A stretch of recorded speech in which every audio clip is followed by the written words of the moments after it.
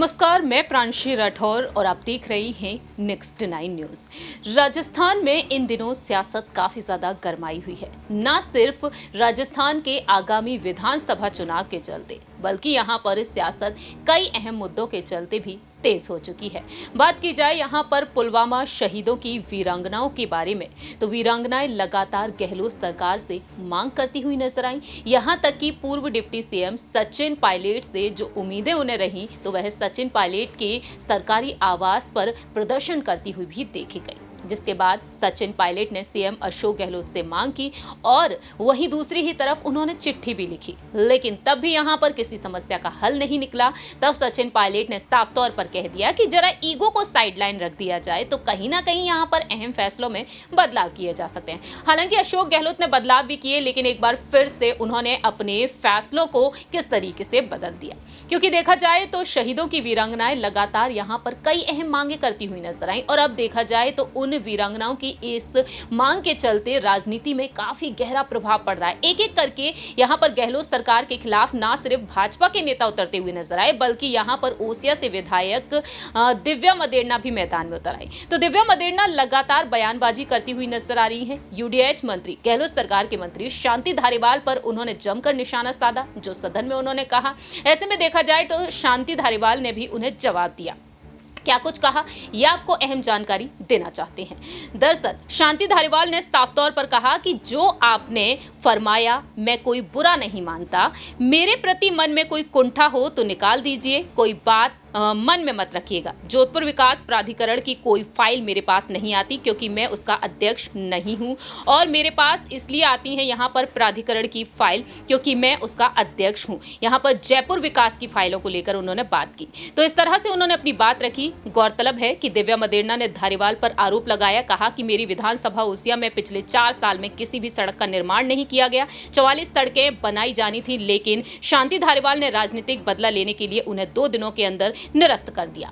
वहीं वीरांगनाओं को लेकर भी उन्होंने अपनी बात रखी कि महिलाओं के हक में आंदोलन वह करती हुई नजर आ रही हैं।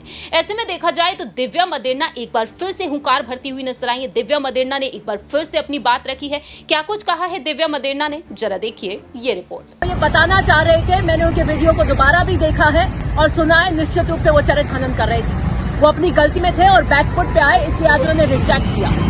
और सुंदरी देवी, जिसका वो ठोक ठोक कर आज कह रहे थे कि बताइए वो नाते में गई है कि नहीं है, वो भी राजस्थान का गौरव है। वो वीरांगना है और सुंदरी देवी भी राजस्थान का गौरव है। मंजू जाट हमारे राजस्थान के अंदर हमारे समाज का है, तो वो भी राजस्थान का गौरव है। और मैं सुंदरी देवी की भी पूरी जो तरीके से पैर करती हूँ। और आज आपको उनको क्या स्पष्टीकरण देने की जरूरत पड़ती है, आज वापस छीटाकशी कर रहे हैं। उनकी आदत है मर्दों के प्रदेश कहा, तो वापस अगले दिन सदन ने आके कहा कि मेरे से स्लिप ऑफ टंग हो गया, मैं तो मर्द कह रहा था। राजस्थान में हाईकमान को चुनौती दी, पैरेलल सीएलपी की मीटिंग करी, उन इस्तीफों को वापस लेना पड़ा, वो रिजेक्ट किए गए और मंत्री को। और मैं दूसरी बात एक और स्पष्ट करना चाहती हूँ कि ये नाते की प्रथा कब आई हमारे समाज में, कब अडॉप्ट हुई। ये जब हुई जब हमारे यहाँ शिक्षा नहीं थी। ये हमारी सामाजिक व्यवस्था थी जब विधवाओं की स्थिति बहुत दयनीय हुआ करती थी। आपको पता है कि कितने दिन उनको बंद रखते थे, रंग नहीं पहनने देते थे, उनको अशुभ माना जाता था, और किस प्रकार की कुरीतियां हमारे समाज में थी। तब एक व्यवस्था उस सामाजिक ढांचे में लेकर आई कि जिस घर के बच्चे हैं वो उसी घर में पल पढ़ सके, उनका पोषण हो सके, उन्हें आर्थिक संबल मिल सके, महिला की भी आर्थिक स्थिति संबल हो सके।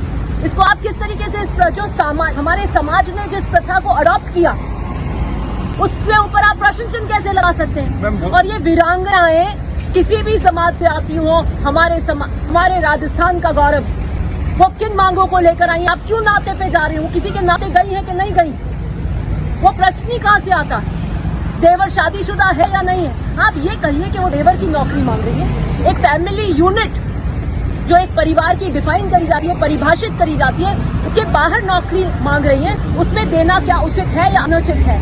वो अपने दीदी जीवन में नाते पे गई हैं या नहीं गई हैं, उस पर टिप्पणी करना बहुत ही दुर्भाग्यपूर्ण है। और मैं आज उनके वक्तव्य की पुनः आपने देखा जाना कि किस तरह से दिव्या मदेरना एक बार फिर से न सिर्फ गहलोत सरकार के खिलाफ बल्कि गहलोत सरकार के मंत्री शांति धारीवाल पर भी जमकर बोलती हुई नजर आई है। आप यहाँ पर कितना सहमत है दिव्या मदेरना की बातों से, आप बता सकते हैं कमेंट सेक्शन में। तब तक के लिए आप देखते रहिए नेक्स्ट 9 न्यूज।